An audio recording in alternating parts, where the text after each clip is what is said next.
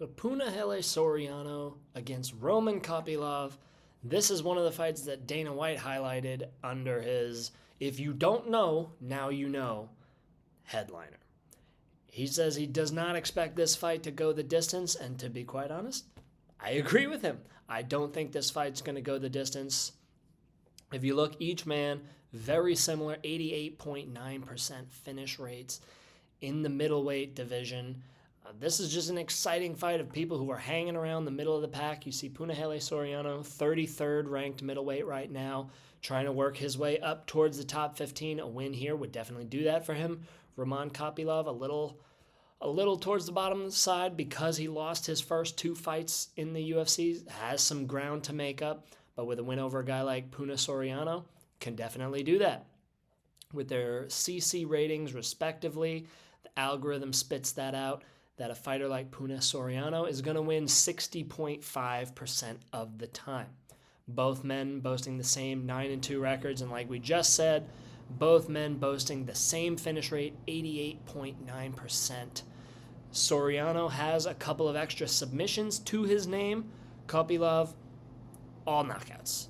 He's putting you to sleep or he's losing, pretty much, except for one decision. But again, this fight should not go the distance if each man fights the way he's accustomed to fighting. Soriano has been a little inconsistent as of late. He's 3-2 in 5 UFC fights. He's coming off a win, overhand right within the first 30 seconds of the second round against Dalcha Lungiambula to get off the schneid to break a 2-fight losing streak.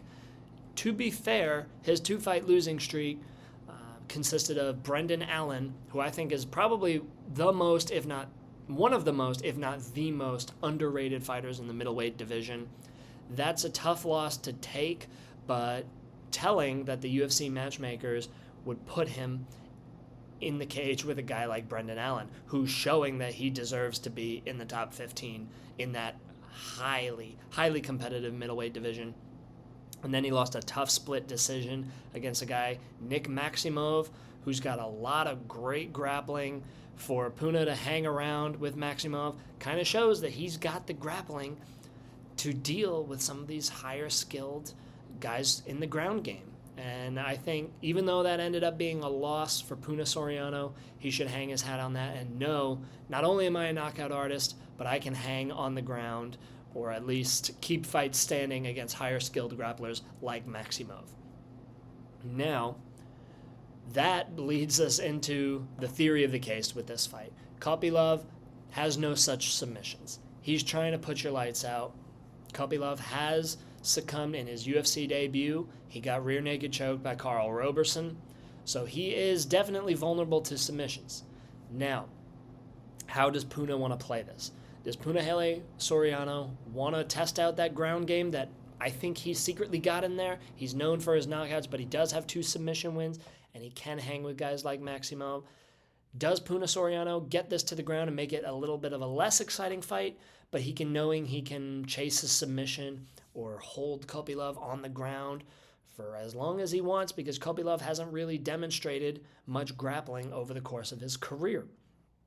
I think if Soriano does that, he can win the fight. If they're swanging and banging, as Tai Tuivasa would say, I think this is a more even fight. So I think the odds makers have it about right.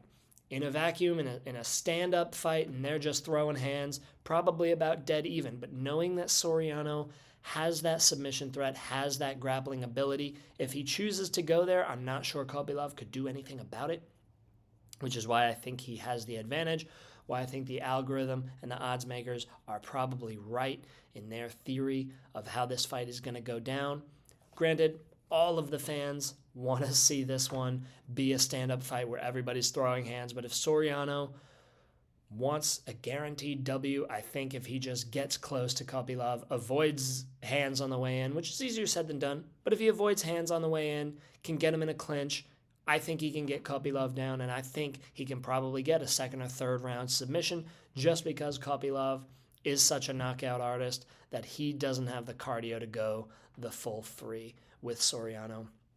I think Soriano probably gets a submission in round 2 or 3, and I think that's how this pivotal middleweight matchup will go, and Punahele Soriano will probably get another crack at a guy like Brendan Allen. Not Brendan Allen again, but a guy who's probably hovering around the edges of the top 15.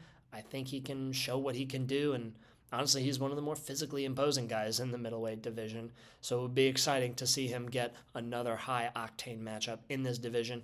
That's how I see this one going down. We're going to keep moving up. Next video coming to you. Stay tuned for it. Is going to be the co-main event, Dan Ige versus Damon Jackson.